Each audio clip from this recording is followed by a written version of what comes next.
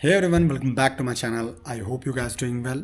I am Mayank and you're watching some informative video. So, आज सबसे पहले हम आप लोगों को बताते हैं कि अभी रिसेंटली एक पूरा सीरीज़ जो है वो कश्मीर वाला व्लॉग का वो सारा चीज़ हम अपलोड कर चुके हैं, ठीक है। और जिन किन्हीं को कश्मीर के लिए प्लान कर रहे हैं तो उनके लिए ये एक इन्फॉर्मेटिव वीडियो है। तो सबसे पहले स्टार्ट करेंगे कि आपको कश्मीर पहुंचना कैसे है। प्लान कर रहे हैं अगर आप कि कश्मीर जाना है तो सबसे पहले अगर ठंड में जा रहे हैं आप तो एक बोनस पॉइंट टाइप्स बता देते हैं हम आप लोगों को कि ऐसा कीजिएगा कि जैकेट जो भी लीजिएगा वो -10 डिग्री के अंदर वाला लीजिएगा या -20 भी ले सकते हो आप, लेयरिंग के साथ वाला, ठीक है। तो उसमें आपको कोई भी दिक्कत नहीं होगा इस वेदर के हिसाब से, जब ठंड वाला मौसम रहेगा तो ये आप सबसे पहला चीज़ कर लेना। उसके बाद ही उधर जाना, क्योंकि ज़्यादा ठंड आपको लगने लगेगा तो आप ट्रैवल ना कर पाओगे, उल्टा ठंड के चक्कर में आप रूम पे ही रह जाओगे। इस कारण से ये चीज़ मस्ट है। ग्लोव्स ले लेना, आप पूरा फेस वेस सारा कुछ कवर करने वाला ले लेना। कैप वगैरह तो आप नॉर्मली ले ही लोगे। तो ये सारा चीज़, ठंड का कपड़ा अच्छा खासा आप लेके जाना। तो आपका वही है कि लगेज वगैरह भी बढ़ जाएगा थोड़ा सा, तो ये भी आप लोगों को ध्यान रखना है। तो 2 लगेज से ज़्यादा मत करिएगा, क्योंकि आप ट्रैवल कर रहे हैं तो इनफ होता है वो चीज़। तो ये हो गया। तो अगर आप दिल्ली के अराउंड रहते हो तो वहाँ से आपको इजी हो जाएगा सारा चीज़ के लिए। तो सबसे पहले आप दिल्ली से जम्मू तक का ट्रेन ले सकते हैं, पहला ऑप्शन। उसमें क्या होगा, आपको रात के करीब में राजधानी का अगर हम पिक करके चलते हैं, क्योंकि हम राजधानी से ही गए थे, तो रात के समय का आपको मिलेगा ट्रेन राजधानी, जो कि आपको सुबह सुबह 6 बजे तक जम्मू पहुंचा देगा, ठीक है। और दूसरा ऑप्शन आपके पास ये है कि आप डायरेक्टली जम्मू से, सॉरी, दूसरा ऑप्शन आपके पास ये है कि आप डायरेक्टली दिल्ली से श्रीनगर के लिए फ़्लाइट ले सकते हैं, क्योंकि जम्मू फिर आपको स्किप हो जाएगा, जम्मू टू श्रीनगर का ट्रैवलिंग। तो आप श्रीनगर पहुंच गए अगर फ़्लाइट लेके जाते हैं। बट लेकिन जो लोग जम्मू से वापस से श्रीनगर जाना, उनके लिए फिर क्या है, तो ऑप्शन रहता है, अगर आप बड़ा ग्रुप में जा रहे हैं 8 लोग मैक्स टू मैक्स, तो टबेरा आती है उधर, वो टबेरा आप करो रेंटेड। उसके बाद फिर आपको वो श्रीनगर छोड़ देगी, जो कि आप अगर 6-7 बजे निकलते हैं सुबह तो ऑलमोस्ट अराउंड आप 2 बजे तक पहुंच जाओगे रुकते रुकते। और क्योंकि आपको व्यू भी इंजॉय करते जाना है तो फिर उसमें आपको थोड़ा सा टाइम लगेगा, तो इसलिए 2 बजे तक मैक्स टू मैक्स आप इजीली पहुंच जाओगे फिर, ठीक है। उसके बाद फिर आप श्रीनगर में वहाँ पे होटल वगैरह लोगे आराम से, और फिर वहाँ पे थोड़ा देर रेस्ट करने के बाद आप, उस दिन का प्लान है अगर आपका, तो आप श्रीनगर में बगल में ही आपको दाल लेक पड़ेगा, तो आप दाल लेक के साइड में घूम सकते हो। वहाँ पे छोटा मोटा मार्केट लगता है, वहाँ आप अगर नॉर्मल शॉपिंग वगैरह करना है तो वहाँ से कर सकते हो, ठीक है। उसके बाद आप उस दिन वापस से होटल आ जाते हो, अपना रेस्ट वेस्ट करते हो, क्योंकि ऑलरेडी आप लोग ट्रैवल कर चुके हैं बहुत। अगर फ़्लाइट से जाते हैं तो आप घूम सकते हैं एक्स्ट्रा, क्योंकि टाइम बहुत सेव होगा आपको फ़्लाइट से जाने में। अगर ग्रुप बड़ा है तो ट्रेन बेस्ट होता है, क्योंकि आप वहाँ पे गेम्स वगैरह खेलते फिर जाओगे उसमें, ठीक है।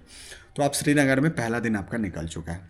तो फिर आप दूसरे दिन श्रीनगर में ही रहने के बाद फिर आप 2 जगह जा सकते हो। पहले तो 2 जगह इसलिए बोल रहे हैं क्योंकि सबसे पहले आप गुलमार्ग या सोनमार्ग, दोनों में आपको सोनमार्ग जाने में थोड़ा सा 1.5 से 2 घंटा लगेगा। फिर आपको जब पहाड़ पे जाना होगा, मीन्स कि ऊपर जितना स्नो एरिया है, वहाँ पे आपको एक फिर से कार रेंट अलग करना पड़ता है, क्योंकि चेन वाली कार ही ऊपर जाती है, बाद बाकी नहीं जा पाती है। अगर आप कार से भी जाते हो, अगर दिल्ली से या कहीं से भी ऑल ओवर इंडिया से अपना खुद का कार लेके जाते हो, तब आपको जाने देगी ऊपर, उसमें नो इश्यूज़ एट ऑल, आप आराम से जा सकते हो। बट लेकिन अगर वहाँ की लोकल कार रही तो वो बर्फ़ वाले एरिया पे बस चेन वाली कार ही चलती है, और कोई सी नहीं चलती। तो सबसे पहले दिन आप मेरे हिसाब से गुलमार्ग चले जाना।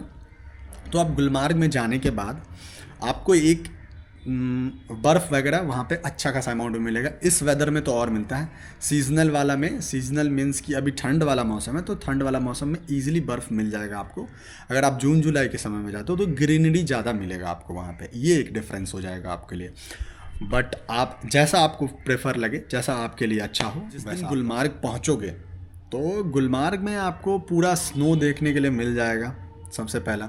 उसके बाद स्की भी आपको गुलमार्ग में ही होगा, स्की कर लेना आप लोग। वहाँ पे आपको बजट बता दूँ स्की का, तो ऑलमोस्ट बताऊँ 1000 से 1500 के बीच का रेट बताएगा। 1000 तो नहीं बताएगा, 1500 के करीब ऊपर बताएगा, बट लेकिन उसको आप बारगेन करके 1200-1300 तक ले आ सकते हो, क्योंकि हम किए थे तो 1200 में हम लोगों को हो गया था।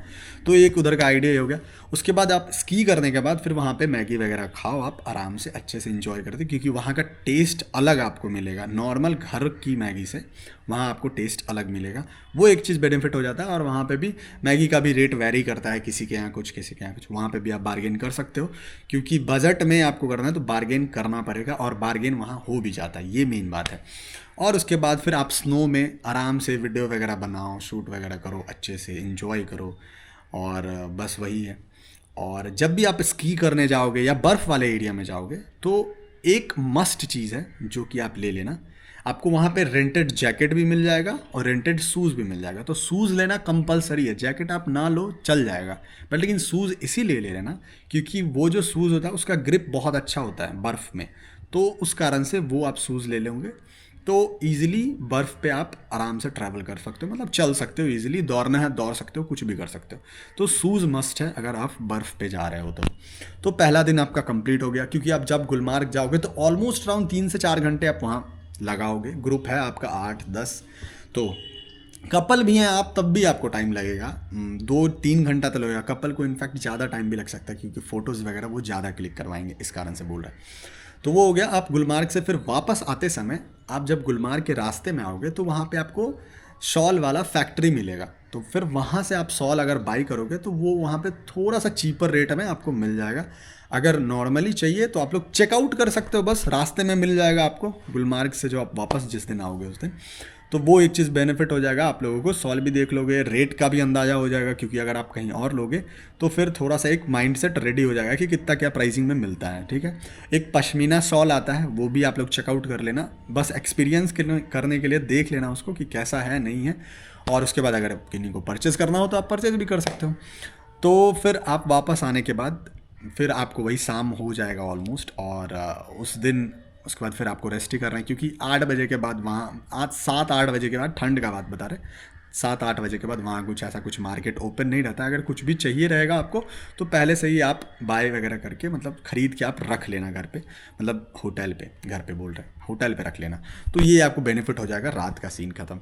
उसके बाद फिर फ्रेंड लोग के साथ अपना रात में एंजॉय करो, खाना वगैरह खाओ। खाना होटल का भी सही रहता है, और अगर आपको बाहर में जाना पड़े तो ढूंढना पड़ेगा उस क्या चीज़ से, तो होटल में ही बेस्ट खाना मिल जाएगा आपको।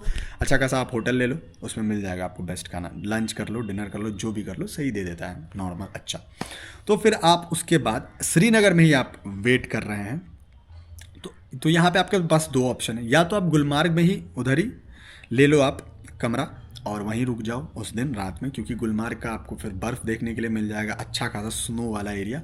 तो फिर सुबह उठने के बाद चाय के साथ आप उसका एंजॉय ले सकते हो। अगर नहीं, एक जगह आप होटल कर चुके हैं श्रीनगर में, तो फिर वापस आप आ जाओ श्रीनगर। फिर वहाँ से आप सोनमार्ग के लिए निकलोगे तो वो दूसरे रूट में पड़ता है, वहाँ पर भी सोनमार्ग जाने के लिए भी आपको 2 घंटे लगेंगे। तो फिर आप 2 घंटे फिर वहाँ से जाओ, फिर वहाँ से आपको 10 किलोमीटर और ऊपर जाएंगे आप, तो फिर सोनमार्ग के पीक पे पहुँचेंगे। फिर आपको स्नो और अच्छा मिलेगा, सोनमार्ग में ज़्यादा स्नो अच्छा मिलता है। फिर वहाँ पे स्नो बाइक आता है, स्नो बाइक वाला फिर आपको मिलेगा वहाँ पे, तो स्नो बाइक का आप इन्जॉयमेंट ले सकते हो। और फिर वहाँ पे ही आपको ग्लेशियर भी देखने के लिए मिलेगा। तो ग्लेशियर में क्या होता है कि मेरे हिसाब से आप लोग क्या करना कि अगर आप जाना सोनमार्ग तो पूरा एंड तक जाने का ट्राई करना। एंड तक जाने में बेनिफिट ये हो जाएगा कि वहाँ पे आपको मिनिमम लोग मिलेंगे, इन्जॉय अच्छा से कर सकते हो, ग्लेशियर का पानी आपको देखने के लिए मिलेगा, और नेचर का वहाँ फील बहुत अच्छा आएगा। अगर आप बहुत अंदर तक एंड तक जाओगे, आप जब जाओगे वहाँ आपको अंदाज़ा हो जाएगा कि किधर हम बोले थे कि एंड तक जाना। ग्लेशियर जिधर से दिखेगा आपको उसके तरफ ही बढ़ते चले जाना है, आप एकदम एंड तक पहुँचोगे, आपको अच्छा फील होगा और लगेगा कि वर्थ है कितना आगे आए। बट लेकिन ऐसा नहीं होगा कि जैसे कि आप जब जाने लगोगे तो मे भी आपको ऐसा लगने लगे, मन में आए कि बहुत चल रही है या ये वो, थोड़ा सा एफर्ट आप और अगर मार दोगे उस दिन तो फिर आपको नेक्स्ट लेवल और अच्छा आपको मिल जाएगा व्यू देखने के लिए। सो वही, और उसके बाद फिर वहाँ पे भी आप मैगी एंजॉय कर सकते हो, क्योंकि हर जगह का मैगी का टेस्ट आपको अलग मिलेगा और अच्छा भी मिलेगा, तो उस कारण से भी देख लेना। और इसकी स्नो बाइक वाला जो होता है वो आपको ड्रॉप कर देगा, फिर आपको जितना देर घूमना है घूम लो आप, फिर वापस आते समय मिल जाएगा। अगर इस बीच में अगर आपको स्नोफॉल मिल जाए तो आप बहुत लकी हैं कि आप स्नोफॉल भी इंजॉय कर पाएंगे। उसके बाद फिर वापस आने के बाद उसके बाद अगले दिन का सीन बताते हैं। या तो आप लोकली श्रीनगर में भी घूम सकते हैं, और श्रीनगर में घूमने का बेनिफिट आपको ये हो जाएगा कि लाल चौक है, वहाँ पे आप जा सकते हैं, यूनिवर्सिटी वगैरह है वो देख सकते हैं, एनआईटी श्रीनगर है वो आप देख सकते हैं, सामने में मतलब बर्फ़ वाला प्रॉपर व्यू मिलेगा आपको। और लाल चौक पे आप शॉपिंग वगैरह भी अच्छे से कर सकते हैं, तो वो एक चीज़ आपको मिल जाएगा। तो लाल चौक आप जा सकते हैं, तो वो एक वहाँ का हो गया। और श्रीनगर में आप रह रहे हैं तो दाल लेक का शिकारा राइड आप ले सकते हैं, ठीक है। और दाल लेक के बारे में हम आप लोगों को बताते हैं कि जब आप दाल लेक पे जाओगे तो फिर वहाँ पे एक शिकारा राइड होगा और एक हाउस बोट का भी ऑप्शन रहता है। तो house boat I don't think कि प्रेफर आप मेरे हिसाब से करना चाहिए। एक अलग टाइप सा एक्सपीरियंस मिलेगा आपको अगर वहाँ पर अगर आप गए तो बट लेकिन अगर हाउस बोट आपको अच्छा दे रहा है सारा चीज़, मीन्स कि रूम्स वगैरह सब अच्छा दे रहा है, तो आप ले सकते हो, ईजिली ले सकते हो, ऐसा नो कोई दिक्कत नहीं है। बट लेकिन हाउस बोट मेरे हिसाब से, क्योंकि मेरा एक्सपीरियंस सही नहीं था, इस कारण से हम आप लोगों को बता रहे हैं। अगर रूम्स वगैरह आपको अच्छा मिले, लगे कि हाँ वर्थ है, तो आप ले सकते हो, ठीक है। उस दिन आपको पूरा रात हाउस बोट पे ही निकालना पड़ेगा। फिर नेक्स्ट डे आते हैं, तो नेक्स्ट डे आपको एक ऑप्शन ये रहेगा कि गंडोला राइड आप कर सकते हो। उसमें क्या होता है, लोएस्ट पीक और हाईएस्ट वाला होता है, दोनों का अलग अलग प्राइस वेरी करता है। जिस दिन आप ट्रिप जा रहे हो, मतलब डेट कोई डिसाइड कर लिए हैं, 1 फरवरी या कोई सा भी डेट, तो उससे 1-2 वीक पहले ही आपको गंडोला राइड के लिए बुकिंग करवाना पड़ेगा, जो कि केबल कार होती है, ठीक है। उसके बाद एकदम पीक पे लेके जाएगा, फिर वहाँ से आप कश्मीर का व्यू एंजॉय कर सकते हो। तो वो एक दिन आपका उसमें भी निकल जाएगा। तो फिर उसके अगले दिन आपका आता है गुलमार्ग का। तो गुलमार्ग के लिए आपको अच्छा खासा डिस्टेंस ट्रैवल करना पड़ेगा। अगर श्रीनगर से आप जाते हो, तो श्रीनगर से आप जाओगे तो 230 के करीब आई थिंक रहता है, और जा सकते हैं आप इजीली। तो वहाँ पे टाइम लगेगा, आप 10 बजे चलेंगे तो ऑलमोस्ट राउंड 1 से 2 बजे तक आप पहुंच जाएंगे। 1 से 2 नहीं तो 3 बजे तक तो प्रॉपरली आप पहुंच जाएंगे, ठीक है। अगर इतना समय लगा तो इजी आराम से जाइएगा, तो फिर लगेगा थोड़ा मोड़ा समय। और उस रास्ते में ही आपको मिलेगा एप्पल वैली वगैरह भी मिलेगा आपको उसी रास्ते में। फिर वहाँ पे भी आप शॉपिंग वगैरह कर सकते हो। एप्पल जूस भी आप पीना वहाँ पे ज़रूरी है, और एप्पल वगैरह भी देखने के लिए मिल जाएगा। बट लेकिन वो अगस्त और सितंबर के समय में मिलता है, उसके बाद नहीं मिलता है। ज़्यादा ठंड आ जाता है तो नहीं मिलता है उधर। और उसके बाद फिर आप जब गुलमार्ग पहुँचोगे तो गुलमार्ग में भी 6 पॉइंट है व्यूइंग पॉइंट। जब गुलमार्ग का जो पीक पॉइंट पहुंच जाएगा, वहीं से केदारनाथ का भी रास्ता आपको देखने के लिए मिल जाएगा, सब चीज़ वहीं पे है। तो गुलमार्ग पहुंचने के बाद आपके पास 2 ऑप्शन रहता है, लेकिन 2 ऑप्शन अभी हम क्लियरली आप लोगों को बताते हैं कि एक घोड़े वाला ऑप्शन रहेगा कि घोड़ा आपको ऊपर तक लेके जाएगा, सब व्यू पॉइंट पे दिखाएगा अच्छे से। और दूसरा ऑप्शन ये है कि अगर आपके पास अगर शूज़ है ट्रैकिंग वाला, तो आप पैदल भी जा सकते हैं। बट लेकिन वहाँ के ये जो रेंट करवाते हैं घोड़े, वो आपको प्रेफर करेंगे और बहुत ज़्यादा फोर्स करेंगे, इनफैक्ट पीछे भी पड़ सकते हैं कि घोड़ा ले लो और ऐसे ही चले जाओ ये वो। बट लेकिन आपको जैसे मन वैसे जा सकते हो। अगर आप बिना घोड़े के जाओगे तो आपको ऑलमोस्ट अराउंड 3 से 4 घंटा लगेगा सारा पॉइंट कवर करने में, और टाइम ज़्यादा भी लग सकता है, ठीक है। और अगर घोड़े से जाओगे तो आपको 2 से ढाई घंटे में सारा चीज़ हो जाएगा कवर, ठीक है, क्योंकि घोड़ा भी स्लोली ही चलता है वहाँ पे। तो उस दिन का आपका गुलमार्ग का भी हो गया कंप्लीट। उसके बाद फिर आप वापस या गुलमार्ग में ही स्टे कर लेना, श्रीनगर आने का कोई मतलब नहीं बनता है। तो ये 3-4 जगह था जो हम विज़िट किए थे। और एक गंडोला राइड हम लोग नहीं करवाए थे, क्योंकि हम लोग को वहाँ जाने के बाद फिर पता चला ऐसा कि वो जो है आपको पहले बुकिंग वगैरह करवाना पड़ता है। इस कारण से हम इस वीडियो में आपको सारी चीज़ बता दी है कि पहले आप बुकिंग करवा लोगे तो आपको एक बेनिफिट हो जाएगा वहाँ पे जाने का, कोई मतलब उसके बाद झंझट नहीं होगा। डायरेक्टली आप गंडोला राइड में मतलब गंडोला राइड को इन्जॉय कर पाओगे।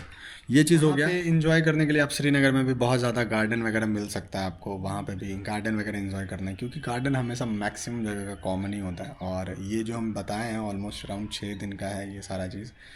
तो आपका जितना दिन का ट्रिप हो उस हिसाब से आप डिसाइड कर लेना, क्योंकि गुलमार्ग और सोनमार्ग में आपको बर्फ़ मिलेगा, बट लेकिन दोनों जगह अलग अलग चीज़ होता है। तो वो चीज़ आप लोग को खुद डिसाइड करना पड़ेगा कि कौन सा चीज़ आपको इम्पोर्टेंट लगता है, कौन सा नहीं।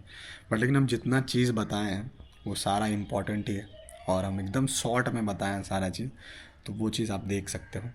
और अगर एक चीज़ और ऑप्शन आपको रहेगा, वो ऑप्शन ये रहेगा कि अगर आप कोई ट्रैवल एजेंसी वाले से सारा चीज़ करवाते हो, तो आपको कुछ एक फ़िक्स्ड अमाउंट लेगा, उसमें सारा चीज़ आपको प्रोवाइड कर देगा। होटल स्टे के लिए, ट्रैवलिंग के लिए कार दे देगा। जो ऊपर जाएगा चेन वाला कार बर्फ़ वाले एरिया में, वो नहीं देता है। और जो ट्रैवलिंग में ही सारा चीज़ दे देगा, बाद बाकी वो जो जो भी आप घोड़ा रेंट करोगे वो नहीं देगा, और भी मतलब कार जो ऊपर जाएगी वो नहीं देगा, स्की करोगे आप वो नहीं देगा, वो सारा चीज़ नहीं देता। बट लेकिन वो पैकेज आप देख लोगे, वहाँ पे आपको सारा चीज़ समझ में भी आ जाएगा।